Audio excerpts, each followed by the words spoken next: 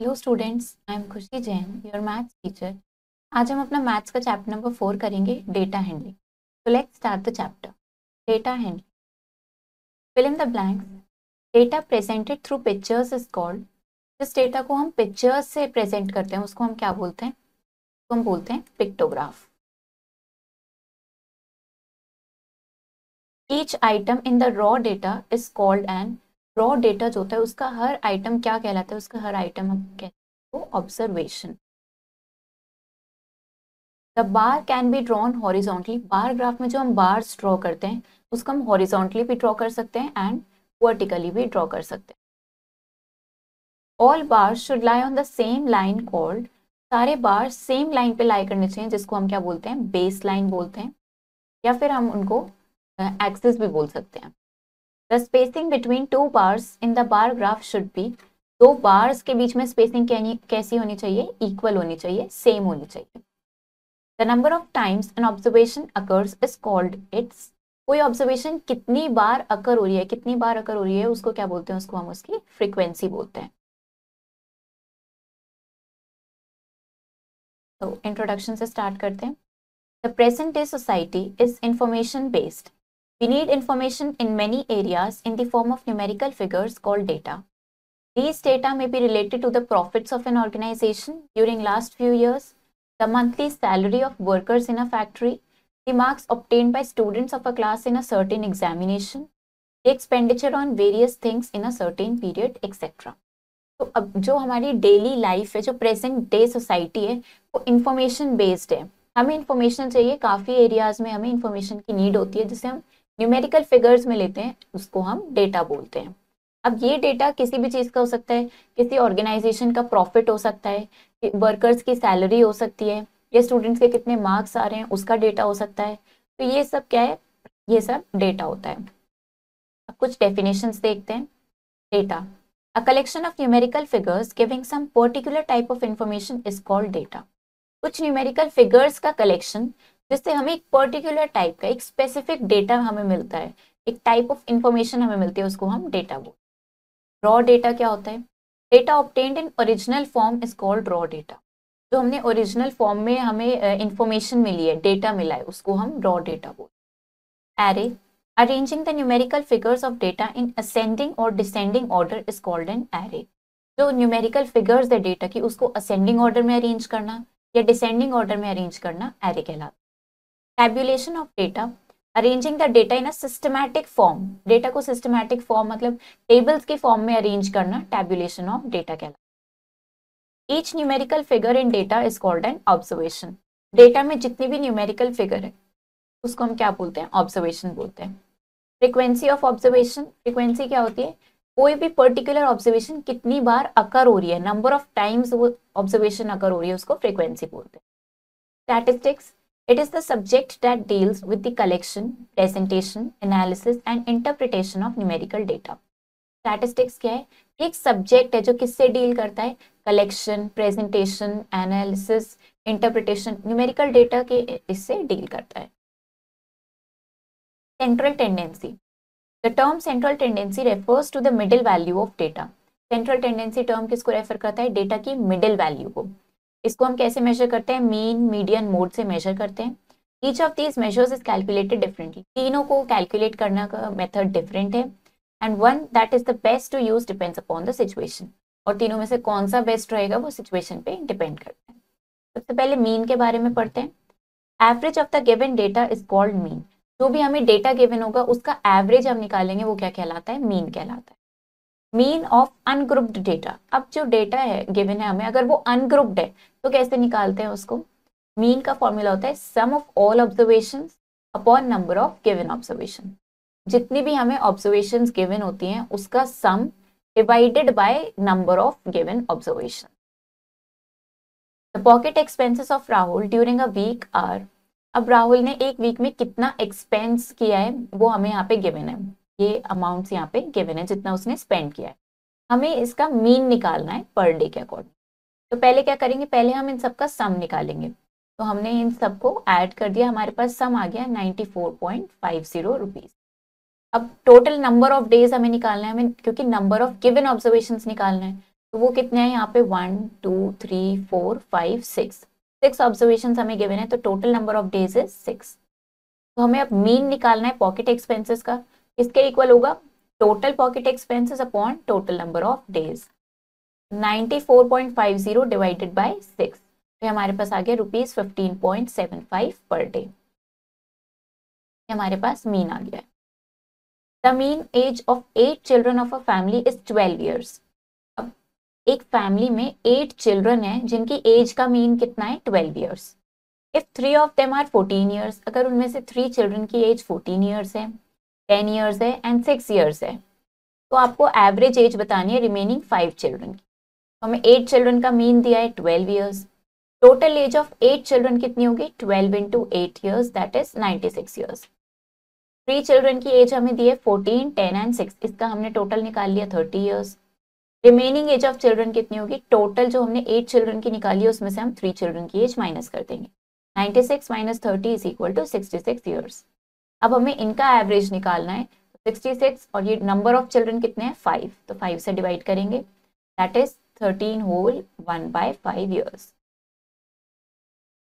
Now arithmetic mean of grouped data. अगर grouped data है तो उसका कैसे निकालते हैं। इन अर्लियर सेक्शन अभी हमने कैसे पढ़ा, अरिथमेटिक मीन हमने निकाला इंडिविजुअल ऑब्जर्वेशन का, जिसको रॉ डेटा बोलते हैं।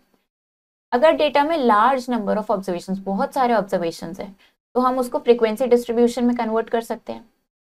तो हमने लेट कर लिया कि n frequency of n observations है, x1 x2 x3 up to xn, ये हमारे ऑब्जर्वेशंस है और फ्रीक्वेंसी कितनी है इनकी f1 f2 f3 up to fn respectively. तो मीन क्या होगा f1 x1 plus f2 x2 plus f3 x3 up to fn xn और divided by number of frequencies, total of frequencies, तो क्या हो जाएगा f1 plus f2 plus f3 up to fn। The table below shows few numbers and their frequency of occurrence in a given data। तो यहाँ पे हमें एक table given है जिसमें नंबर एंड फ्रीक्वेंसी गिवन है। क्या करेंगे, सबसे पहले हम इसको प्रॉपर टेबल में कन्वर्ट करेंगे। यहाँ पे हमने नंबर लिख लिए हैं सारे, फिर हमने यहाँ फ्रीक्वेंसी लिख ली। अब हम क्या निकालेंगे, प्रोडक्ट निकालेंगे नंबर एंड फ्रीक्वेंसी का। 15 इंटू 7 किया 105, 20 इंटू 8 किया 160, 23 इंटू 10 किया 230, 25 इंटू 12 300, 35 इंटू 3 इज 105। नंबर को हम xi से रिप्रेजेंट कर रहे हैं, फ्रीक्वेंसी को हम fi से रिप्रेजेंट कर रहे हैं और प्रोडक्ट हो गया हमारा fi इंटू xi। तो हमने सारा प्रोडक्ट निकाल लिया। क्या करेंगे, सारी फ्रीक्वेंसीज का सम निकाला, वो 40 आ गया हमारे पास। प्रोडक्ट का सम निकाला, ये हमारे पास 900 आ गया। अब अरिथमेटिक मीन निकालने के लिए क्या करेंगे, प्रोडक्ट का सम डिवाइडेड बाय फ्रीक्वेंसीज का सम, तो हमारे पास मीन आ गया 22.5। अब यहाँ पे हमें एक और टेबल गिवन है जिसमें हमें 12 वर्कर्स के वेट का डेटा गिवन है यहाँ, तो हमें इनका मीन वेट कैलकुलेट करना है। फिर से हमने एक वेट का कॉलम बनाया, नंबर ऑफ वर्कर्स का कॉलम बनाया, सारी फ्रीक्वेंसीज को ऐड किया, 12 आ गए, सबका प्रोडक्ट कैलकुलेट किया, उनको ऐड किया तो 771 आ गया। अब मीन वेट निकालने के लिए 771 डिवाइडेड बाय सारी फ्रीक्वेंसीज का सम दैट इज 12, तो हमारे पास आ गया 64 नाउ मीडियन क्या होता है, the median of a set of numbers is the middle number. Median क्या होता है, सेट ऑफ नंबर्स में जो मिडिल नंबर है वो मीडियन कहलाता है। तो जब हम इन नंबर्स को इंक्रीजिंग या डिक्रीजिंग ऑर्डर में अरेंज करते हैं तब जो मिडिल नंबर होता है वो हमारा मीडियन कहलाता है। कैसे इसको फाइंड आउट करते हैं, arrange the given data in ascending और डिसेंडिंग ऑर्डर। सबसे पहले क्या करेंगे, जो डेटा हमें गिवन है उसको असेंडिंग या डिसेंडिंग ऑर्डर में अरेंज करें। If the total number of terms is odd, total number of terms count करेंगे हम, अगर वो ऑड है मतलब n हमारा ऑड है, तो मीडियन क्या होगा, value of n plus 1 upon 2th observation. तो हम ये कैलकुलेट करेंगे अगर हमारा नंबर ऑफ टर्म्स ऑड है, तो मीडियन हमारा इसके इक्वल होगा। बट अगर total number of terms even है तो मीडियन कैसे कैलकुलेट करेंगे, 1/2 value of n/2th observation plus value of n/2 plus 1th observation. तो ये हमारा फॉर्मूला यूज होगा अगर नंबर ऑफ टर्म्स इवन है तो। क्वेश्चन देखते हैं, the marks obtained by 12 students in a class test are given below. 12 students के मार्क्स कितने आए हैं क्लास टेस्ट में वो हमें गिवन है। तो अब हमने क्या किया, सबसे पहले इनको असेंडिंग ऑर्डर में अरेंज कर लिया। n हमारे पास 12 है, दैट इज n क्या है, एक इवन नंबर है, तो हम इवन नंबर वाला फॉर्मूला लगाएंगे। तो हमने लिखा मीडियन क्या किसके इक्वल होगा हमारा 1/2 of n/2th observation plus n/2th plus 2 + 1th observation. n की जगह हमने 12 पुट किया, 12/2, यहाँ पे भी n की जगह 12 पुट किया, 12/2 + 1। 12/2 का मतलब क्या हो गया, इसको डिवाइड किया, दैट इज 6th ऑब्जर्वेशन, और यहाँ पे हमारे पास हो गया 6 + 1 दैट इज 7th ऑब्जर्वेशन। अब हम क्या करेंगे, हमने ये जो इनको असेंडिंग ऑर्डर में अरेंज किया था, यहाँ पे हम काउंट करेंगे कि हमारी 6th ऑब्जर्वेशन कौन सी है एंड 7th ऑब्जर्वेशन कौन सी है। काउंट करते हैं 1 2 3 4 5 6। 6th ऑब्जर्वेशन आई है हमारी 8 और 7th ऑब्जर्वेशन है 10, तो हमने यहाँ पे लिखा 8 + 10, ये हो गया हमारे पास 18, 2 से डिवाइड किया तो हमारे पास आ गया 9, मतलब मीडियन आ गया हमारा 9। The mode is that value of the observation which occurs most frequently. Mode क्या है, ऑब्जर्वेशन की वो वैल्यू है जो सबसे ज्यादा बार अकर होती है, जिसकी फ्रीक्वेंसी सबसे ज्यादा है, that is the observation which has maximum frequency, उसको मोड कहते हैं। Find the mode of given numbers. अब यहाँ पे हमें कुछ नंबर्स गिवन है, इनका मोड निकाल, कैसे निकालेंगे हम, सबसे पहले हमने फ्रीक्वेंसी डिस्ट्रीब्यूशन टेबल बनाई, तो हमें ये मिल गई, ऑब्जर्वेशन लिख ली हमने और सबकी फ्रीक्वेंसी लिख ली। तो अब हम यहाँ पे देखेंगे फ्रीक्वेंसी सबसे ज्यादा किसकी है, फ्रीक्वेंसी सबसे ज्यादा है 7, किसकी है वो 12 की है, तो यहाँ पे मोड क्या हो गया हमारा 12। क्वेश्चंस प्रैक्टिस करते हैं। Find the mean of first 5 whole numbers. हमें फर्स्ट 5 होल नंबर्स का मीन निकालना है, निकालते हैं इसको। सबसे पहले देख लेते हैं फर्स्ट 5 होल नंबर्स क्या है हमारे पास, 0 1 2 3 4, ये हमारे पास फर्स्ट 5 होल नंबर्स है। अब हमें इनका क्या निकालना है, मीन निकालना है। तो मीन कैसे निकालेंगे, sum of observations upon total number of observations. तो सम क्या हो जाएगा इनका, 0 + 1 + 2 + 3 + 4। टोटल ऑब्जर्वेशंस कितनी है, ये 5 नंबर्स हैं, 5 से डिवाइड कर देंगे, तो इनका सम निकालते हैं हम। 0 + 1 is 1, 1 + 2 is 3, 3 + 3 is 6 and 6 + 4 is 10। 10 divided by 5, तो डिवाइड करेंगे तो मीन आ जाएगा हमारे पास 2। ये हमारे पास फर्स्ट 5 होल नंबर्स का मीन आ गया है। Find the mean of the following data. तो अब हमें इस डेटा का मीन निकालना है। तो हमारे पास ये नंबर्स है 3 5 7 9 11 13 15, इसका हम मीन निकालेंगे। नंबर्स लिख लेते हैं पहले, 3 5 7 11 13 15। इसका मीन कैसे निकालेंगे, सबसे पहले हम क्या करते हैं, सम ऑफ ऑब्जर्वेशंस, इन सबका सम करेंगे। तो हम लिखेंगे 3 + 5 + 7 + 9 + 11 + 13 + 15 upon total number of observations. कितने ऑब्जर्वेशंस है, 1 2 3 4 5 6 7, यहाँ लिखेंगे 7। अब क्या करेंगे, इन सबको ऐड करेंगे, तो इनको ऐड कर लेते हैं। इन सबको ऐड करेंगे तो हमारे पास इनका सम आ जाएगा 63। 7 से डिवाइड करेंगे तो मीन आ जाएगा हमारे पास 9। इफ द मीन ऑफ, अब हमें यहाँ पे कुछ ऑब्जर्वेशंस गिवन है, अगर इन सबका मीन 8 है तो हमें x की वैल्यू फाइंड आउट करनी है। तो हमारे पास क्या ऑब्जर्वेशंस है, 7 9 x 13 एंड 6, और मीन गिवन है हमें 8, x की वैल्यू फाइंड आउट करेंगे। 7 9 x 13 6, ये हमें ऑब्जर्वेशंस गिवन है, तो मीन क्या होगा हमारा, sum of observations upon total number of observations. कितनी ऑब्जर्वेशंस गिवन है हमें, 5, और मीन हमें गिवन है 8। 8 इज इक्वल टू, इन सबको ऐड करते हैं, 7 + 9 करेंगे तो हमारे पास आ जाएगा 16, 16 + 13 हम करेंगे तो हमारे पास आ जाएगा 29, 29 + 6 करेंगे तो हो जाएगा 35, 35 + x अपॉन 5। तो हमें ये x की वैल्यू फाइंड आउट करनी है, तो फाइंड आउट करेंगे 8 × 5, 35 + x is equal to 8 × 5 is 40, x हो जाएगा हमारा 40 - 35, दैट इज x की वैल्यू आ गई हमारे पास 5। इस तरीके से हम मिसिंग वैल्यू फाइंड आउट कर सकते हैं। Find the median of the following. अब हमें इनका मीडियन फाइंड आउट करना है। तो हमारे पास ये कुछ ऑब्जर्वेशंस गिवन है, सबसे पहले हम काउंट कर लेते हैं कि ऑब्जर्वेशंस कितनी है। 1 2 3 4 5 6 7 8 9 10 10 ऑब्जर्वेशंस हैं। तो मतलब हमारा n क्या है, 10 है। लिख लेते हैं यहाँ पे n इज इक्वल टू 10, मतलब n क्या है हमारा, इवन नंबर है, तो हम इवन नंबर का फॉर्मूला यूज करेंगे। ऑब्जर्वेशंस लिख लेते हैं हम 8 12 15 7 6 8 12 15 7 6 5 4 8 10 12 5 4 8 10 12 ये हमारे पास ऑब्जर्वेशंस गिवन है। तो क्या करेंगे, सबसे पहले हम इनको असेंडिंग ऑर्डर में अरेंज कर लेते हैं। असेंडिंग ऑर्डर में अरेंज करते हैं, किसी भी ऑर्डर में कर सकते हैं, हम असेंडिंग में भी कर सकते हैं और डिसेंडिंग में भी कर सकते हैं। तो हम इनको असेंडिंग ऑर्डर में अरेंज कर रहे हैं।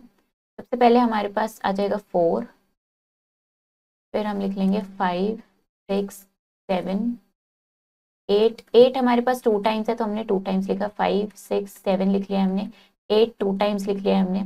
अब हमारे पास आ जाएगा 10, देन अगेन 12 2 टाइम्स है तो 2 टाइम्स 12 लिखेंगे, और लास्ट हमारे पास आ जाएगा 50। एक बार काउंट करके चेक करेंगे कि हमने टोटल 10 ऑब्जर्वेशंस लिख लिए हैं। 1 2 3 4 5 6 7 8 9 10 असेंडिंग ऑर्डर में अरेंज कर लिया है। अब हमें क्या निकालना है, मीडियन निकालना है। क्योंकि n हमारा इवन है तो हम इवन नंबर का फॉर्मूला यूज करेंगे, that is 1/2 n/2th observation plus n/2 plus 1th observation. ये हमारा मीडियन का फॉर्मूला है इवन नंबर्स के लिए, तो इसको यूज करेंगे हम। n है हमारा यहाँ पे 10, तो हम यहाँ 10 पुट करेंगे, 10/2th ऑब्जर्वेशन प्लस यहाँ लिखेंगे 10/2 प्लस 1th ऑब्जर्वेशन।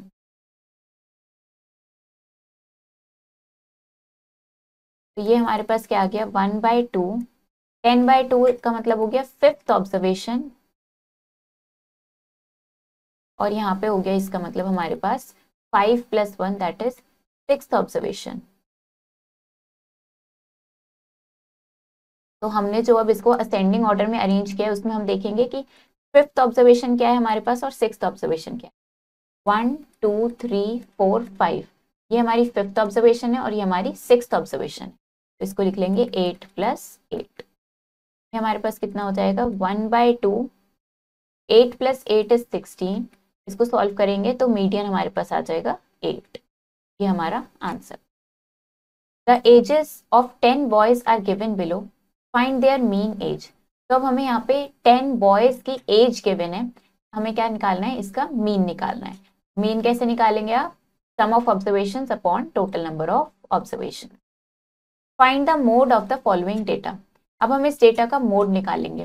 मोड कैसे निकालते हैं हम, पहले हम फ्रीक्वेंसी डिस्ट्रीब्यूशन टेबल बनाएंगे और फिर देखेंगे मैक्सिमम फ्रीक्वेंसी कौन सी ऑब्जर्वेशन की।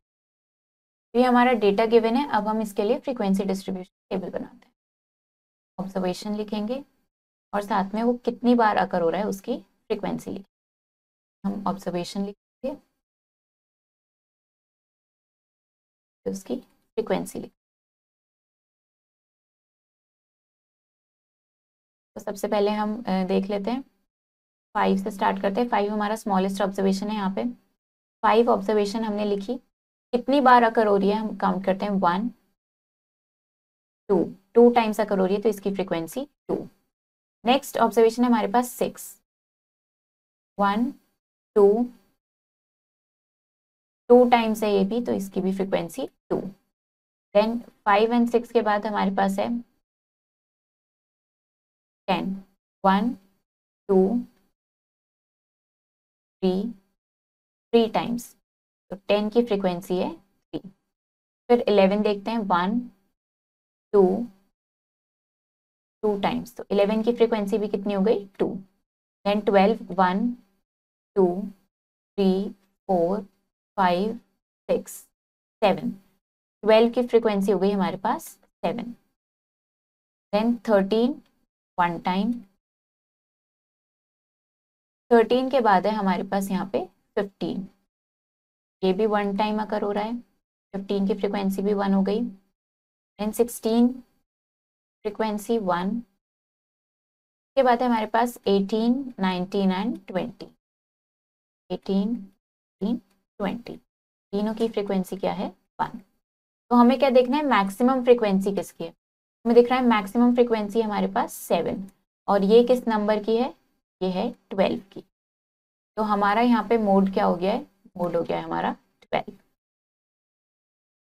इस तरीके से हम मोड कैलकुलेट करते हैं।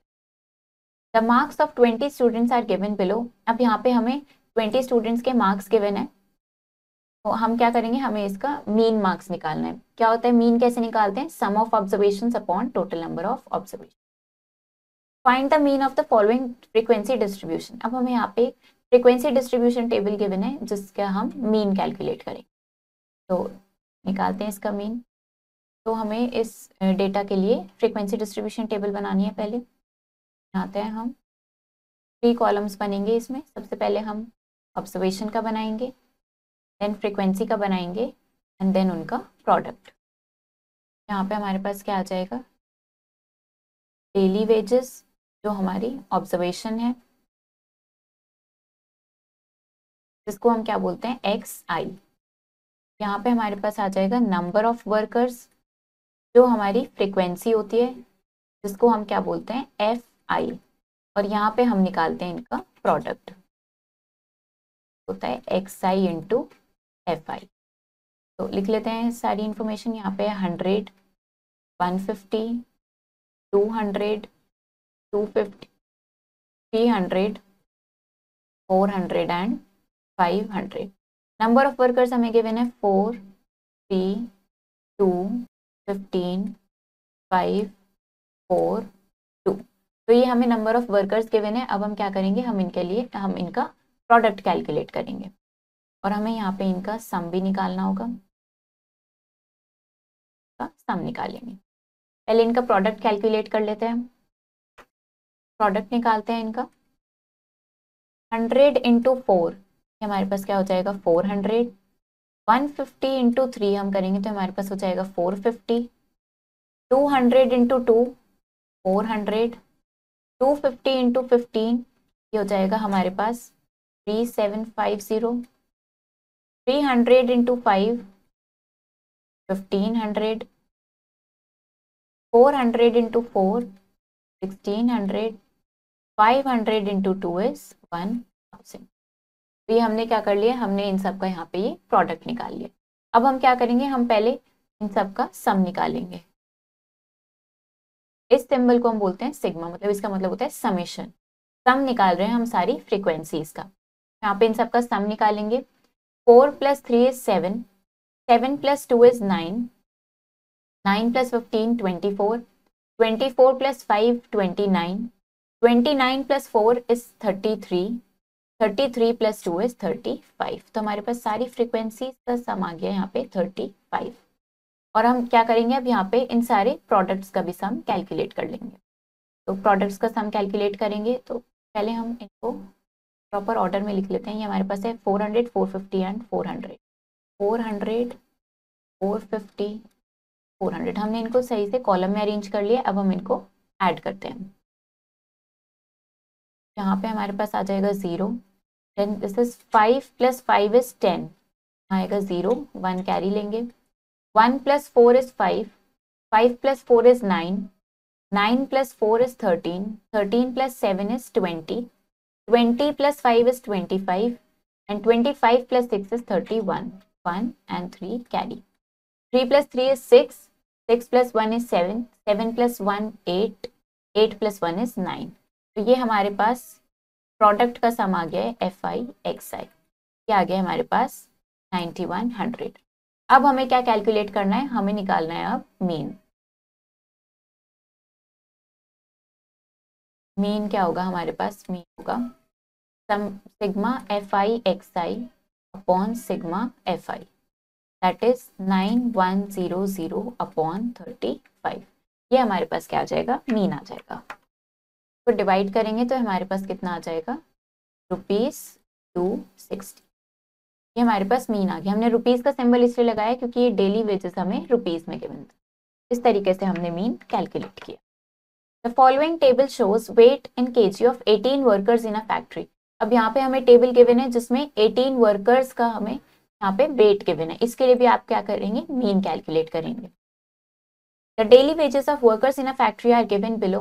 यहाँ पे आपको डेली वेजेस गिवन है, अगेन आपको इनका मीन कैलकुलेट करना है। Define the terms. अब इन टर्म्स के बारे में हमने पढ़ा था, आपको इन सबको डिफाइन करना है। डेटा क्या होता है, मीन क्या होता है, ऑब्जर्वेशन एंड फ्रीक्वेंसी, इन सबको आप यहाँ पे डिफाइन करें। नेक्स्ट अब हम बार ग्राफ के बारे में पढ़ते हैं। बार ग्राफ और column graph give a pictorial representation of numerical data in the form of rectangles of equal width but different heights. These rectangles can be either drawn vertically or horizontally, keeping equal space between them. The height of a rectangle depends upon the numerical value of the data it represents.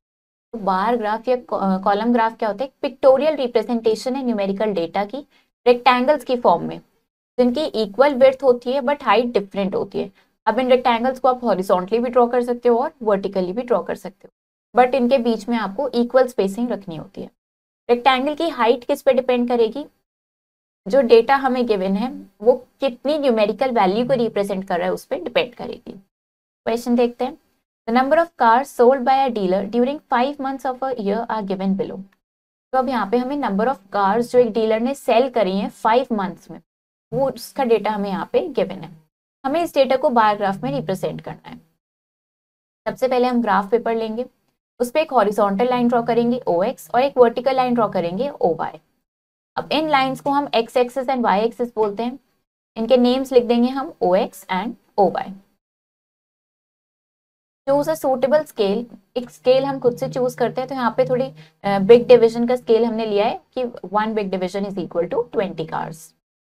Now draw the bars of equal width and of various heights according to their value. तो हम यहाँ पे देखते हैं मार्च में हमारे पास number of cars है 200। तो हमने क्या किया, मार्च के मंथ में रेक्टेंगल की हाइट कहाँ तक रखी है, 200 तक रखी है। नेक्स्ट हमने देखा अप्रैल में हमारे पास है 300, तो हमने अप्रैल की हाइट रखी है 300 तक। इसी तरीके से मई की हाइट रखी है हमने 160, जून स्टिल 240 एंड जुलाई स्टिल 400। तो कैसे हमने इस तरीके से इनकी हाइट रखी है। कार्स सोल्ड इन मार्च, मार्च में कितनी कार्स सेल हुई हैं, 200 divided by 20 equal to 10 big divisions. तो यहाँ पे 10 डिविजन्स हमने कवर करें। Cars sold in April 300 divided by 20 is equal to 15 big divisions. ये कैसे निकाल रहे हैं हमने अपना स्केल रखा था 1 big division is equal to 20।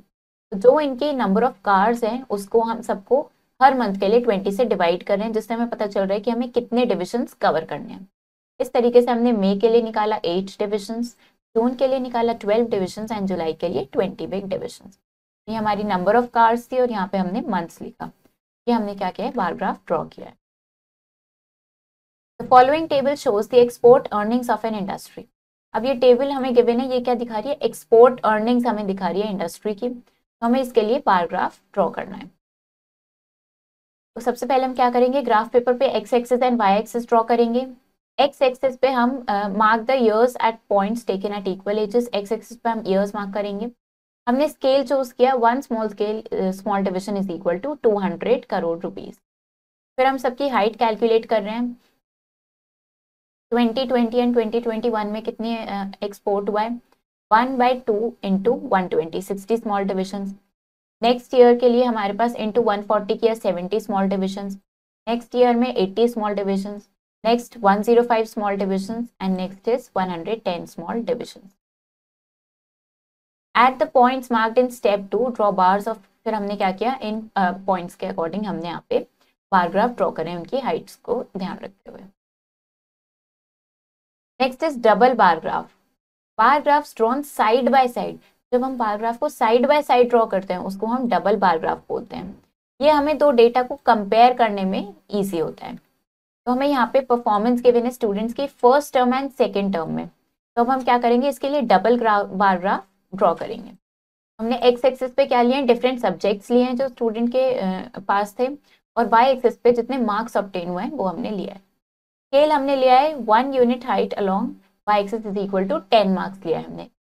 The double bar graph representing the given data. अब हमने डबल बार ग्राफ ड्रॉ किया है। इंग्लिश में फर्स्ट टर्म के मार्क्स हमने इस तरीके से ड्रॉ करे हैं और ये हमने सेकेंड टर्म के मार्क्स ड्रॉ किए। तो हमने यहाँ पे ये सिंबल भी बता दिया है। फर्स्ट टर्म के लिए हमने पिंक कलर यूज किया है, सेकेंड टर्म के लिए हमने दूसरा कलर यूज किया है, जिससे कि हम इजीली इसको डिफ्रेंशिएट कर सकें।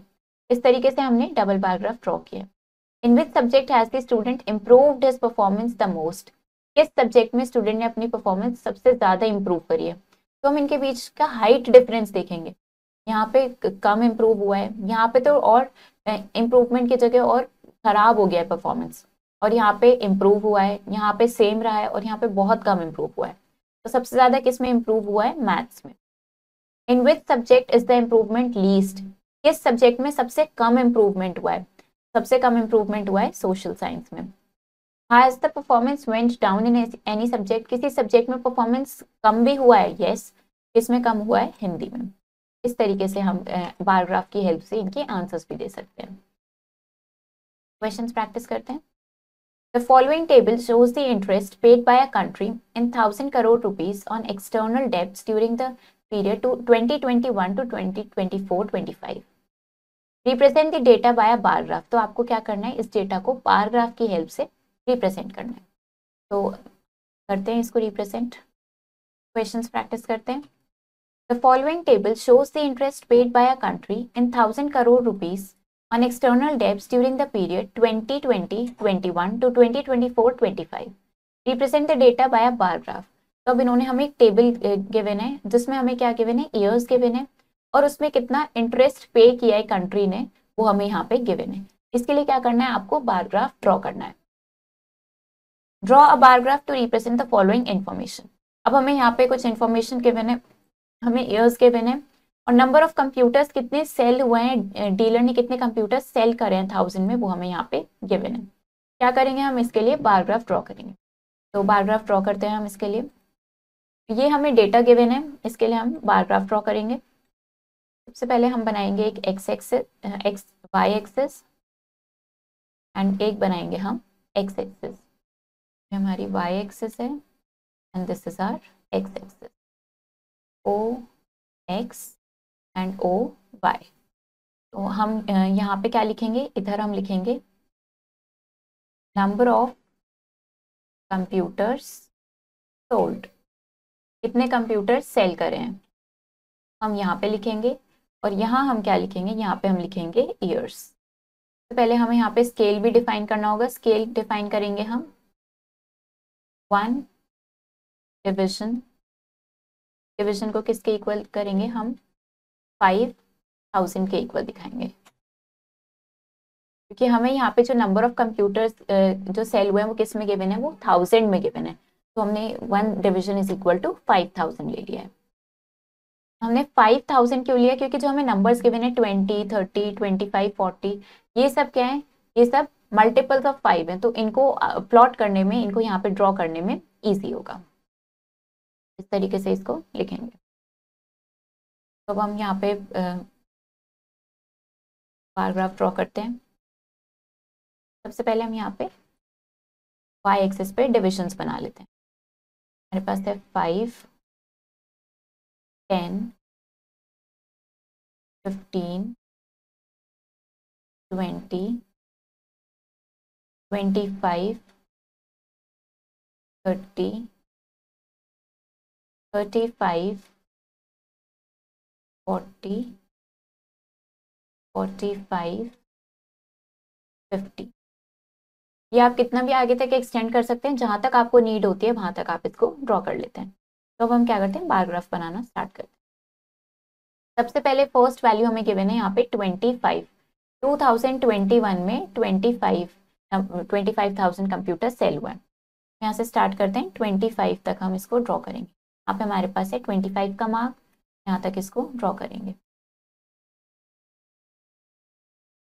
ये हमारा 25 तक हमने रेक्टेंगल ड्रॉ कर दिया। 25,000। This is year 2021।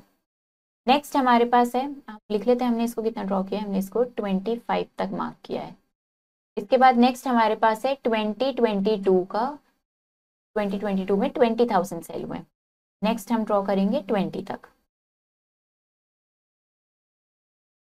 तरीके से हमने इसको ड्रॉ किया। हमने कहाँ तक किया है, 20 तक हमने इसको ड्रॉ किया है। नेक्स्ट 2023 में 30 तक इसको लेके जाएंगे हम। यहाँ पे हमारा 30 का मार्क है, हम इसको 30 तक ड्रॉ कर रहे हैं।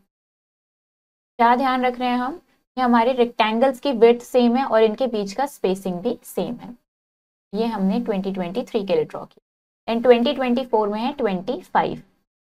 तो अब हम 2024 बनाएंगे 25 तक।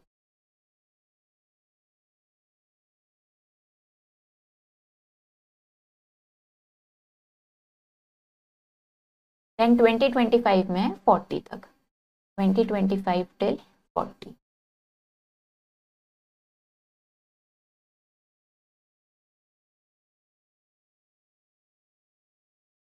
इन सबको ईयर लिख लेते हैं यहाँ पे, 2022, दिस इज 2023, 2024 एंड 2025।